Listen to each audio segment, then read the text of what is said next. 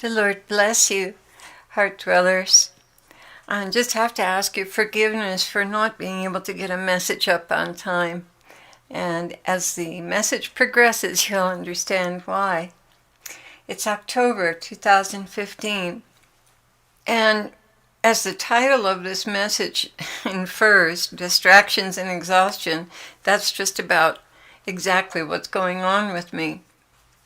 Ever since Bruno's death, we've been thrown a little bit off course, but we've had an awful lot of things going on the property. Kind of nesting for the winter time is starting to set in here in the mountains. Last night when I was worshiping the Lord, I was dancing with him in the spirit, and I saw that we were both dressed in midnight blue with stars twinkling from within the fabric. I love the midnight sky with all its stars twinkling, especially when it gets really cold and they really twinkle. And I got the impression that we were dressed this way because we are now in the midnight hour. I just could not hear the Lord clearly last night because I was so exhausted. And that's why there was no message this morning. I finally collapsed at 10:30, which is 7 hours before I normally go to bed. And the first thing on my mind this morning was getting the message for you. Again, during worship, I saw we were wearing midnight blue with the stars twinkling off the fabric. And after about an hour or so of worship, I started to droop and drift off again like I did last night. But Jesus began speaking, and he saved the day. He began, "You've had a rough few days, my love. Your choice to cut out all this distraction is a wise one. I sent a volunteer to do these things, not you anymore.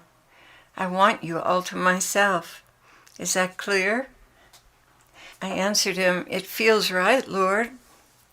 The question is, do you want me all to yourself?" "You know I do, Lord." "I know, but your mind wanders. See, even now your mind is wandering." And when he said that, sure enough, I was wondering about something I'd done 25 years ago that I was sorry that I did. It's like, oh my gosh, and that's been happening a lot lately. My mind has been drifting. I guess I'm not taking enough ginkgo. Well, I know what the problem is, and I'm going to share that with you here as this moves on. I don't know how to put a stop to it. Pass it on to your helpers or forget about it. Let it go. That's even better. Now let's move on with the teaching. I love to use you as my little guinea pig. But Lord, I thought pigs were unclean. Not guineas, my love. They're cute and adorable, just like you when you run helplessly in your little squirrel cage and cry out to me, "Lord, I can't control my mind. Would you please take it over?" I just love that. And this prayer I will answer. He smiled. He began, "This is a season of distraction into frivolous and worldly pursuits. And as the rapture draws nearer, it becomes much more dangerous to let your mind stray. My brides, keep your eyes on the prize. Keep your eyes on me. Don't allow the enemy to barrage you with distractions and pull you off task. You are far too dangerous to him, and he's seeking to disarm you through distractions and social obligations that have no bearing on holiness. If you follow after these things, it becomes a matter of what shall I wear, what shall I eat, where shall we meet, how can I make it festive, who should I invite, what should I tell them to wear, on and on and on, ad infinitum. While you pursue all these foolish things, I'm left to languish without the company of my most beloved bride. I need your attentions now more than ever. The world is still progressing into the tribulation, and the rapture is still on the horizon. Do you want to be caught unaware and perhaps be drawn so far away from me that your lamp goes out? Every year I go through this season of distraction with my beloved. Every year Satan plans attacks against the body that they are not watching for because of their own distractions. What you have gone through, my love, in these last few days is but a microcosm of what my whole entire body is going through. And I need you to share your battles with them. All that you say is true, Lord, and every year I try not to be drawn in. But this last month especially, the last couple of weeks has been rife with distractions. I feel so fragmented. I can't concentrate on anything. I know this is my fault because of my lust to get things done before winter. Get the wood in, get the beams of the house sealed, clean the chimney, etc., etc. Every day is something different.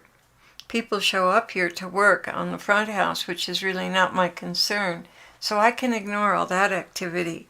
But then there's arranging storage for the things we had to remove from that house and organizing and the like. It's very, very frustrating because I have to get up way early, only 6 or 7 hours of sleep when I need 9, just to direct the helpers. So as a result, I haven't been getting the sleep I need, and last night I just collapsed. That was it. But the worst thing of all is that these things on my mind have nothing to do with ministry. I sit down to pray, and immediately my mind goes ricocheting off in another direction. What about storage? What about paint? What about stain, the roof, and the registration? What about what I did 30 years ago? Oh, I wish I hadn't done that. On and on and on. Poor Jesus. I can't keep my attention on him for more than a minute at a time before I drift off into something. I know it's warfare, and the weapons are the quest for perfection in our environment and nesting instinct brought on by the change of seasons, which causes distraction and leads to fragmentation, and a mind that can't sit still and stay in the presence of the Lord.